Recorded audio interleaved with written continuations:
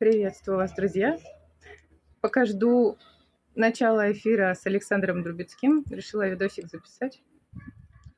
Пришла сегодня мысль такая, что поговорить нужно об окружающей нас среде, скажем так, про экологию. Очень злободневная тема, и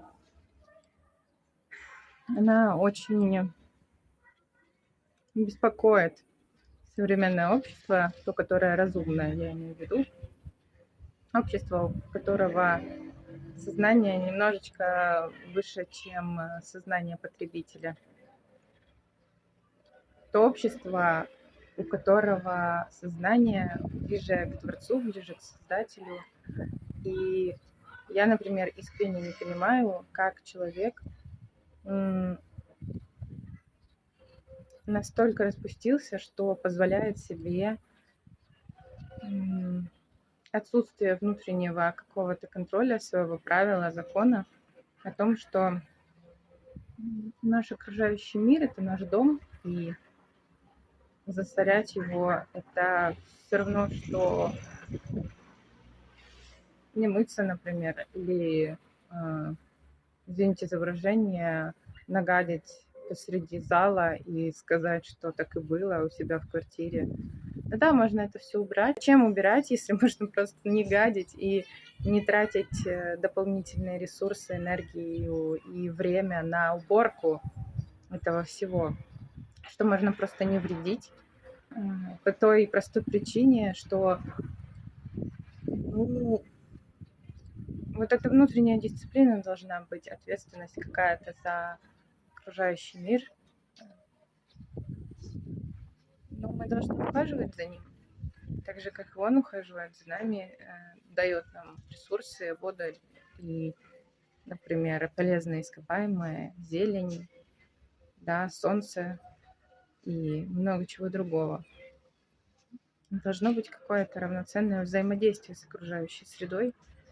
И не потому, что кто-то написал на заборе там не сорить или не парковаться, или там, не курить, например, на остановке. Нет, человек, я считаю, должен, нормальный, адекватный человек сам ощущать вот это вот у себя внутри. Как делать не надо. Как делать надо, это еще более сложный вопрос, но вот как делать не надо, самые простые примитивные вещи, мне кажется, что в современном мире наших уже, скажем так, высоких технологий, это элементарное правило очень легко соблюдать. Просто не сорить, не гадить вокруг себя. Вот. Даже, мне кажется, если люди будут бережнее относиться к окружающей среде и ответственно, более ответственно относиться, я считаю, что даже появится какая-то внутренняя гордость за себя, что да, вот я могу, да, вот я поддерживаю чистоту, я не сорю, я не врежу, и даже самому себе по истечению какого-то времени будет приятно, что вы цените просто то место, где вы живете. Вот. Я, наверное, ничего нового никому не сказала и, наверное, не скажу. Но почему-то об этом никто не думает, и мне грустно от этого, что такие элементарные вещи как-то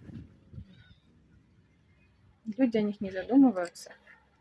Есть более сложные вещи, которые еще как бы заставлять себя или уговаривать, или дисциплинировать сложнее, чтобы их делать, выполнять каждый день. Вот. Нужно, как я и говорила в предыдущем видео, про свое тело, про свою энергетическую оболочку и физическую оболочку, нужно начинать с очищения, чтобы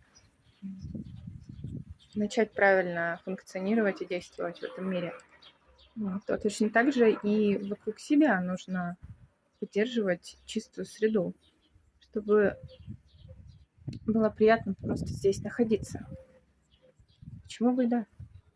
Я считаю, что это самые простые правила, которые должны быть у каждого в мозгах по умолчанию, как базовый набор вообще. Это самый базовый набор. Ветер придает мне элегантности. Усы мне рисуют. Спасибо за просмотр, за то, что слушали. Может быть, у кого-нибудь появятся отклики в душе к тому, что